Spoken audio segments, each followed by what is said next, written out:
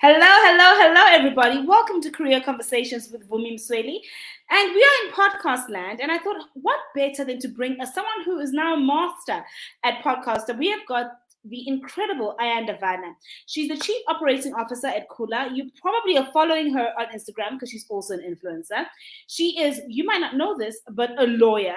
She is the Equip and Elevate podcast host. She's the co-founder and of the initiative Clay Pot Youth Against Social Injustice in grade 11. This woman literally arranged a social justice march with the then unknown Cuesta spirits. You know what time it is right now. And of course, she's been in startups for a while. 2016, she co-founded a student carpooling app known as Ubuntu Ride back at Rhodes. So she's been in this startup life, and she's literally one of my favorite social media people.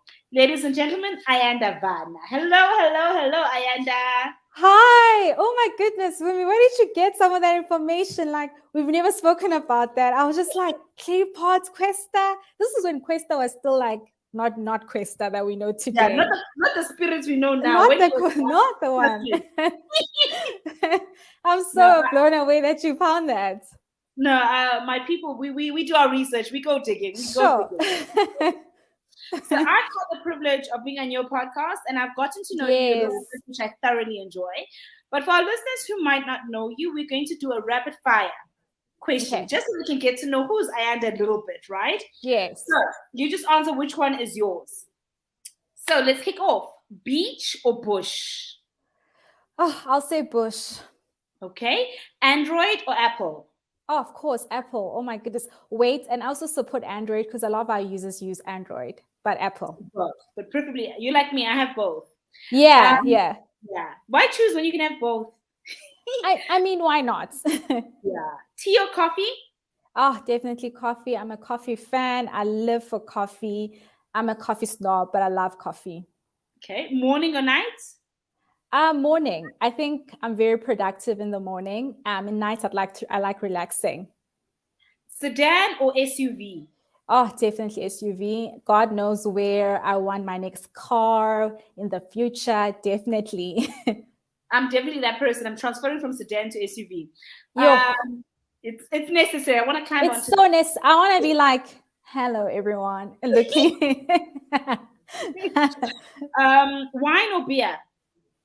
None of the above. Are you gonna say water? Give me water. Water. I would go with water. Flats or heels? Oh, this is so tough. I love heels, but I don't wear them. So I'm gonna say heels because I'm manifesting all the heels I want to own one day, and I do wear heels, but not as often as flats. So I'm gonna say heels. I am definitely a heels girl. I trip when I'm in flats. Every time I've had an accident, it's because I'm in flats. 7 colors on a Sunday or Ibrai? 7 colors. Oh, Ibrai is just the bright smoke. Then it's going into the kitchen. So 7 colors. So dinner, dead or alive, you can invite anybody. Who is coming and what are you serving? So how many can I choose as many people I want? Okay. Definitely, I would love to Viola Davis. I love her so much. I think she's an incredible actress. And also would love to have, I know people will like have me for this, but I would like to have like someone in the tech space, so probably like an Elon Musk or like a Zuckerberg, even though they're very controversial, but I think they've built really great platforms in the world. And also, obviously, I would love to have Robert Sobukwe from a political perspective. He's like my political love or whatever it might be. So Robert Sobukwe. And then I would definitely say, I don't know, local, even more local space. I think I wanted to say I would love to have like someone from my family that I never got to meet, that was part of the history of my family. And what am I serving? I'm serving a starter that's very simple. A mains that what's a simple starter?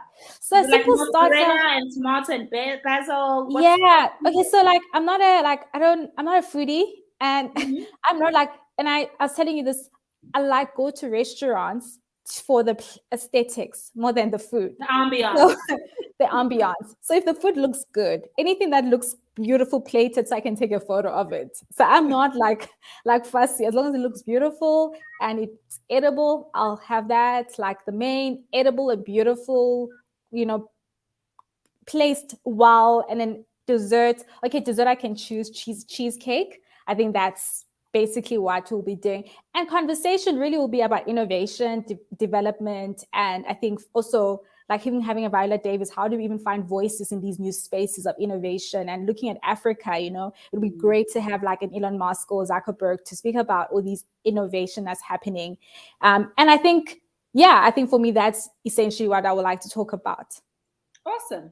So I'm very interested in your career journey. So you find yourself in a space where your family literally sends you to boarding school for greater opportunities. You are there, fourth grade is being repeated because for those of you who don't know, in South Africa, our education system was very different based on the color of your skin. So Ayanda was coming up when there was now Model C schools, and it's like, oh, how do I define myself in the face of failure?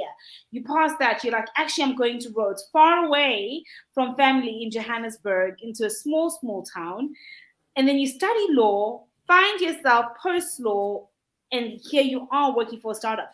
Tell us a little bit about your career journey. Yeah, sure. Like, I think it's so surprising in how I always say, like, things don't just happen, if that makes sense. And everything that you do in life really does lead to something. When I look back to when I was in primary school, one of the things that I had to do, I had to repeat grade 4 because I went from a previously disadvantaged school. Then now I'm going to Model C school, and I got there, and people used to laugh at how I speak English. And the funny thing right now, I spend a lot of my time speaking, it's always like, like how God just works in all those spaces. You could have let that moment define me to say I'll never be someone who speaks in public. But when I look at what I do right now, a lot of what I do is conversations. I speak a lot, and I believe that I am kind of good at having those kind of conversations and facilitating those conversations. And I think in primary school, I was like, I want to be a lawyer. And I wrote that down. And even though I didn't really understand what that will mean for me in the future, I wrote it down and went through high school, was trying to be everything, trying to explore. And now it came to now I have to make a decision. And I couldn't really sell politics to my parents. They would like not understanding what does it mean you want to be a politician. Some of these politicians didn't even go get a degree. What do you mean I have to pay for that? So I had to take a subject or a course that made sense to them, which was law. And when I look back to in primary already, this is something that I said I wanted to be a lawyer. In grade 9, when I did an aptitude test, I said I wanted to be a lawyer. And it's just wild because none of those incidents were informed by why I chose law in my first year. It was an independent decision of like, what else is close to politics? What else can I do in that, that will support that? And so you're saying then I started studying law and I fell in love with it. And I think, this again, like nothing happens by chance. Everything that you think about, you might not understand what you manifest things actually happening. And I think for me, studying law at Rhodes, spending time there and really understanding the different parts of law was really good because a lot of what I actually do now has an element of legal. And through that, me always being Ayanda, like, guys, I like things, in grade 9. Things like you. Things like I love that. Vumi's like, guys, Vumi, please be around Vumi. It's like, this is why I love being around Vumi. So in grade 9, when university reps used to come, I would be there. And with all the grade 11s, I was the only grade 9. We weren't really allowed to be there, but I would find a way to be in there when universities were telling high school learners, grade 11s, that this is what we offer and stuff. But the same thing happened when I was in varsity now. I was doing the same with law firms. So in first year, there I am trying to find out about law firms, trying to find out about all these different things. Okay, I can maybe try job shadow at the NPA because right now no one's going to give me back work because I'm in first year. So I can job shadow for 2 weeks, which is actually back work. But I think also the same thing, I had the very same, I'm always like, I'm a planner too, but I'm always looking for new opportunities. And so that was me just trying to understand, to see how can I position myself, even though it was not like a strategic position at that stage for me, at that what I was thinking about. But I always thought you need to be prepared and you need to do what you can at this stage. And so the same thing happened. And in my third year, what I decided to do is to start applying for jobs for when I finished, which was going to be 2.5 years later. And then I got signed in my third year, and I still had 2 more years to go. It was my third year. No, more like second year, and 6 months in varsity. So my third year in June, and I still had another 2 years to go, and I got signed. And I knew for 2 years that, you know what, things are fine. I know which firm I'm going to work for, and this is a firm that I wanted to work for, and it's the only firm I actually interviewed with. So Power of communication. I'm loving it. And I knew that's where I was going. And I think for me, I think a lot of my faith also really plays a factor in my journey, because I think God really opens the opportunities as they are meant to happen. And even when I speak about where I am right now, it is also an opportunity that God closing doors and opening other opportunities. And after serving my articles, I joined Kula, and it was quite a journey, because how do you explain to your parents or your husband that, hey, I actually want to work for a tech startup? One, what is a tech Not startup? just a tech startup in farming. In farming, like, what does that mean? Does it mean you never want to be a lawyer? Does it mean that you never want to be an attorney? Does it mean you never be an advocate? I'm like, those are 3 different things. But anyway, so having to explain that to them, that this is an opportunity. And Vumi, I cannot explain what peace I had when I made the decision to join. And yes, I spoke to different people that had, for instance, one of the people that I spoke to, you know, he was a lawyer, an attorney, and he was still practicing, but he had a lot of other side things that he was doing. Like, he's a CEO of a foundation, and he's still involved in business, and he still does a lot of, you know, legal stuff. And then the lady I spoke to, she studied law, but her path was different from being a lawyer to where she is right now. And she was one of the ladies I was serving as an executive director of a JSE listed company. And it was really good to just speak to them, to say, hey, this is what I'm thinking. I know I have peace in what I'm about to do, but it's also good to hear from people who are doing it slightly different than what's out there. And especially when you spend like a lot of your years at varsity, when you're being told that the only way to succeed in this legal space is to be a partner. So you're being told that you need to do articles so you can work for a law firm and then be a partner. So that's what you have. And even when you're entering that space, success or being at the top is being a partner, you know. And so having to like move away from that to say, let me try something different, was like really something. Even with, I think for myself, even when I joined Kula, I was like, okay, I'm here for a year. Then I'm going to gather the skills and I'm going to go and done. Yeah, just get all the skills, put them on my CV, then leave. And I think I was here for it. The first month in, I'm like, I'm not going anyway. I'm staying, you know. And I think a lot of that also goes back to, again, who I am. I'm a builder. We're building right now. I'm really passionate about building new concepts, new solutions. I'm passionate about Africa. And that's exactly what we're doing. Come up with solutions that will change Africa. I'm passionate about people, and that's what we do. How can we help people get to a point where their businesses are growing, market access? Oh no, already when you think about agriculture, there's a lot of historical barriers. Any solution that you solve will have a social impact element to it, you know. So really, our listeners, I just want to jump in here quickly. So for our listeners who are not South African, just for context for you. So in our country, in South Africa, a lawyer is an attorney. Those are interchangeable. And that is someone who in essence does legal work. An advocate would be someone who in essence, what you see on TV, goes in front of a judge and present cases. Historically, you could not go directly to an advocate. You'd have to go through a lawyer. The law has just recently changed, so you can go directly to an advocate. That's a little bit of context for you. And when Ayanda is referring to a little bit of history around access for farmers, is historically Black people could not own land, specifically farmland. So that the landscape is fundamentally changing. What's interesting about the work that they're doing at Kula is they are literally breaking down the barriers for large farmers, medium-sized farmers, and smaller farmers to be able to go straight through to market without a middleman. So the work you guys are doing is it makes me very excited. I'm not, I'm from Durban, but my village is originally in Tuba. So when we start talking farmlands, I get very, very excited. I know what this means to someone who could potentially not be a subsistence farmer, but could expand, and how those barriers breaking, what that means. And for me, I think that's a highlight in what it is that you're doing. And when we look at careers, we do peaks and pits. Yes. You are very early in your journey. Yes. So far, what has been the pit where you're like, you Vumi? Yeah, it was rough. And what has been the peak, that mountainside moment where you're like, I cannot believe this is my life? Sure.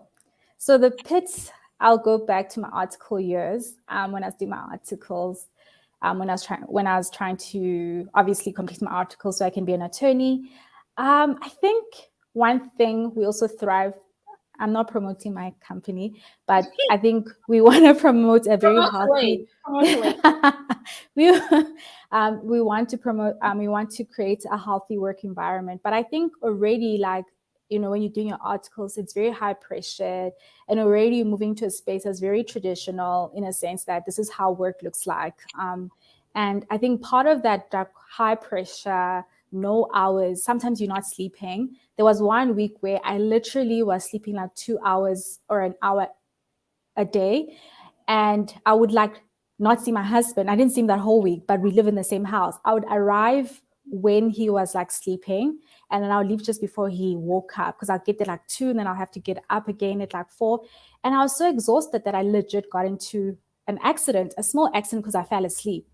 I remember waking up to like a bang, and I'm so grateful that that happened, because the way I was driving to the left side of the route, which would have meant that I would have like the incoming cars would have like crashed even to me, even worse than what happened.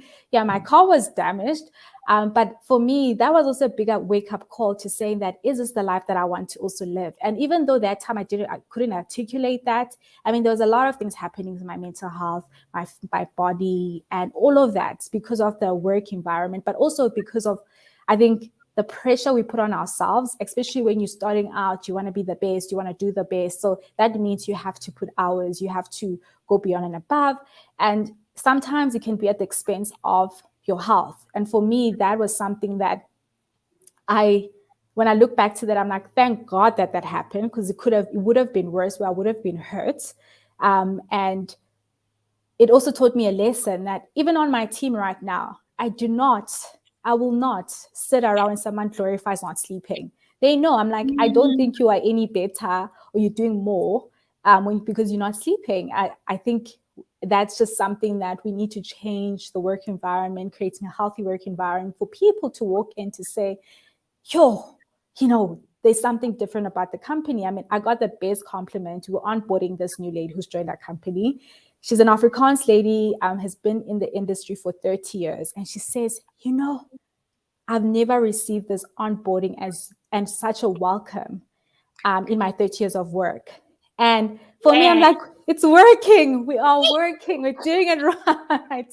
We want people to feel like they belong, not irrespective of who they are, where they come from. And part of that is just creating really healthy work environment and making sure that people are healthy and are taking care of themselves. So I would say that was like a lesson, and really one of the toughest time. I think I went through a period of just a whole lot of things happening with my mental health, my body, and just everything.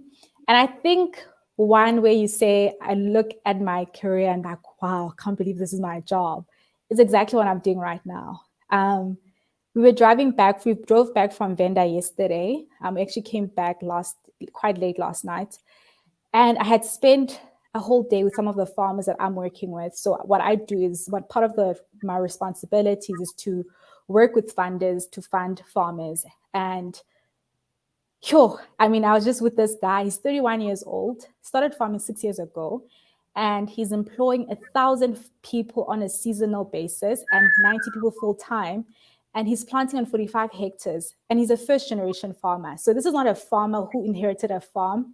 He started on half a hectare, 6 years, building it, and just being on the farm with him and being one of the beneficiaries from the fund that we got for him, it really was just like, wow, I can't believe this is my life. Like, you know, when you walk, you're like, I cannot believe that I actually get to tap into my purpose, which is really working to advance people's lives.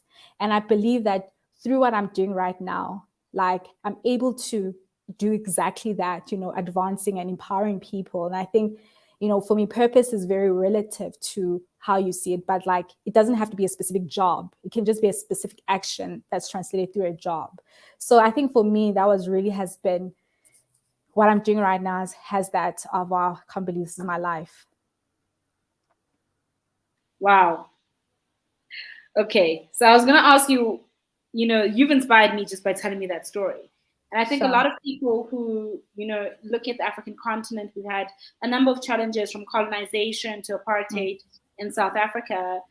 You know, we finding things that inspire us is very, very difficult. What has been your greatest inspiration? Sure. My greatest inspiration, I think seeing people progress, hey? I think going back to, I'm really just passionate about seeing that. And I think what I love about that is that it's not just through my career, it's just in all rounds. And saying, how can I be in a space where I'm bringing people like Vumi onto my podcast who can, you know, inspire or even help other people who are out there who are feeling stuck in their careers. And then they can sit down and say, wow, that episode with Vumi about how to accelerate my career, even though it was an hour, I feel like I've taken away things that I can apply in my life now. And therefore I can grow and advance within my space and feel like there's, you know, before I was feeling hopeless, but now I know there's hope, you know, or I can reach out to a Vumi. I'm like, who's this Vumi? I want to know, I want to work with her because I learned so much. So I think for me, just seeing people progress really inspires me. And there's nothing else. I love celebrating people. I'm getting goosebumps when I think about the amount of people that have reached out to me to say, oh, Ayanda, you know, when you shared that thing, that really inspired me. Or when you had that speaker on your podcast, that has helped my life like this and this and this. Or any of the farmers I'm working with right now, they say because of the funding, I'm able to scale and hire 10 more people. And that for me is what inspires me a lot. I love that. And you know what I found so fascinating? So I'm not a professional person. We're having breakfast, you're laughing at me. I think I had 2,000, 3,000 followers. You're like, no.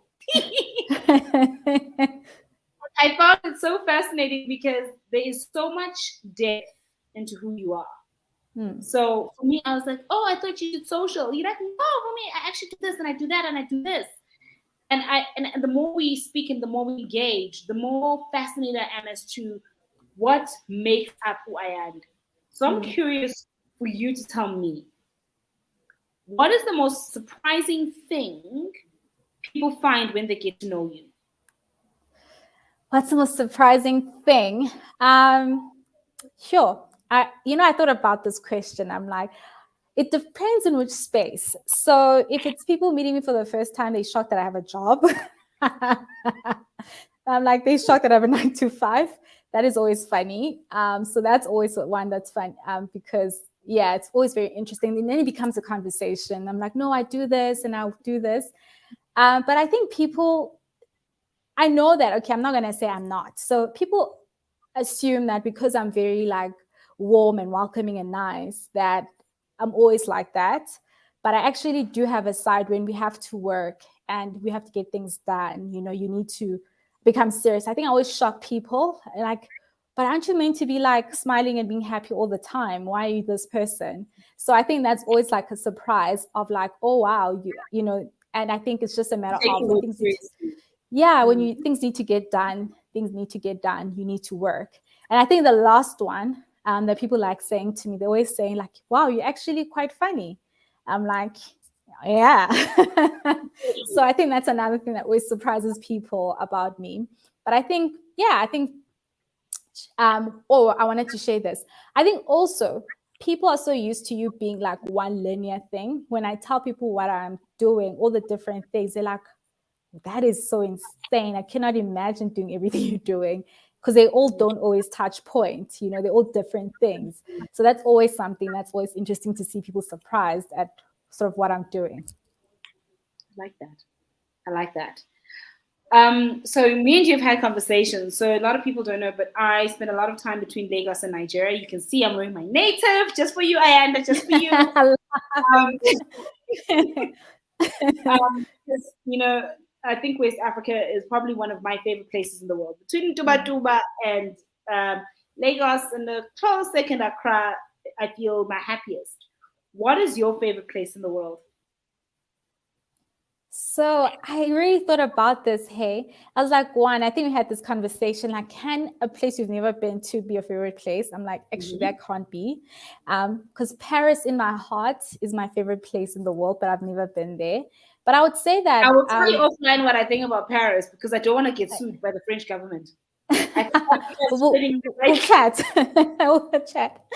So I think my favorite place, honestly, I would really say I love, and I wouldn't say it's Bali. I think any place that has that like level of humility and love, and I think there was just an energy that I felt in Bali, just feeling like, wow, imagine if life was like this. Everyone is kind, everyone, like I remember my husband and I came back and said, yo, I'm going to try not have road rage, because the one thing I learned there, people will drive horribly, but no one is angry or like hooting or screaming and shouting.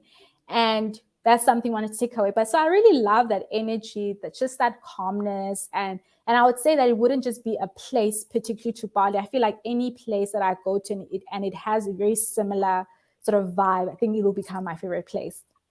It's interesting when we were having coffee and you mentioned Bali. I went back to I journal when I travel, and I pulled up my journal about Indonesia, and I said, and I remember reading. I wrote, this is several years ago, I believe God comes here to take a nap. Oh, I love that. Yeah, it's a very. And it feels like that. I love that. I love that. Sure, It feels like that. My goodness. So I'm a big reader. I'm sure you guys can sometimes see my bookshelves in the back. And I know you're a big believer in personal development. So I want to know, what are your top 5 reads and why? All right. So the first one, I would say, Purpose Driven Life by Rick Warren. I think the question of purpose is one that people spend a lot of time trying to understand. What's my purpose? And I think a lot of it goes back to who we are. What are you living for? What am I here on earth for? You sort of always searching, irrespective of whatever faith or belief, you always have that, why am I here? So I think for me, Purpose Driven Life is such a good book that I always go back to, especially when I'm feeling lost in my purpose, feeling lost in what I'm doing.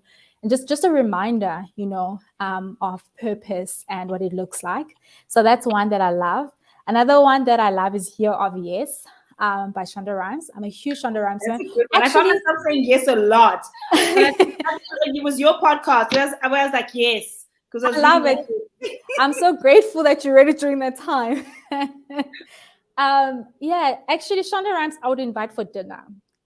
Part of the first question you asked me. I love Shonda Rhimes. I loved the book, especially because I think for me, it also helped me to say no to people, because I was saying yes to everything. And that was a problem. And that's something that I needed to learn. And I also needed to say no to things that didn't make sense in my life. So that was something that I love that book.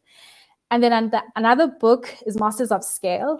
Actually, it's by Reid Hoffman has a podcast, and basically a book was written about some of the lessons from that podcast. And it's really cool because, Reid Hoffman interviews quite like great innovators like your Zuckerberg, your Bill Gates, anyone you can really think about. And it really is great to learn lessons, especially being in a tech space.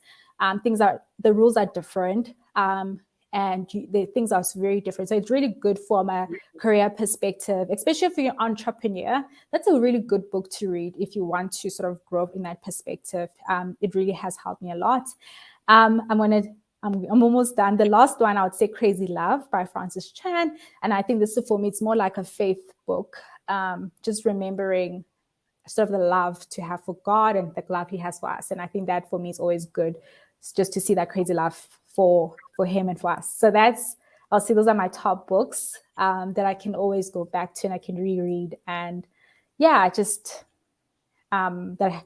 I mean, the 5 a.m. club, I also love that. I think I'll add that. I think that also has helped, especially if you procrastinate sometimes or you want to keep. Robin Sharma, right? Yes. Okay. Yes. I also add that as one of my top 5. I love that. I love hearing. This is one of my favorite questions because I get to learn what books I should be reading that I haven't heard of. Yeah. So, in our closing, Ayanda, it's a rapid fire once again, but this time you complete the sentence. Yeah. Okay. I am a master at building new concepts and ideas. Oh, yes, Gail. Yes, Gail. I'm manifesting it. I'm learning from you. You do. You know, I take my manifestation very seriously. Very serious, and I'm learning. Where I eat coffee is determined by what I'm manifesting. What I know for sure is I'm operating from a space of purpose. Wow. Failure is an opportunity to begin like Henry Ford, but more wisely the second time. I believe that it's another opportunity for you to start over again. My life's work is, I think, the advancement of people, of the continent. And I mean, I still have a lot because I'm like thinking, oh my goodness, I'll be looking back 10 years from now. But I really think that it's just the empowerment of people or advancement. I think empower, I don't use that much anymore. I think more advancing, because you can empower people, but people they need tools and ways to get to grow. You know, you can tell me, hey, you are all powerful. Like, okay, what must I do now? How do I navigate in the boardroom when I'm the only woman? So I would say that. Okay. Knowing what I know now, I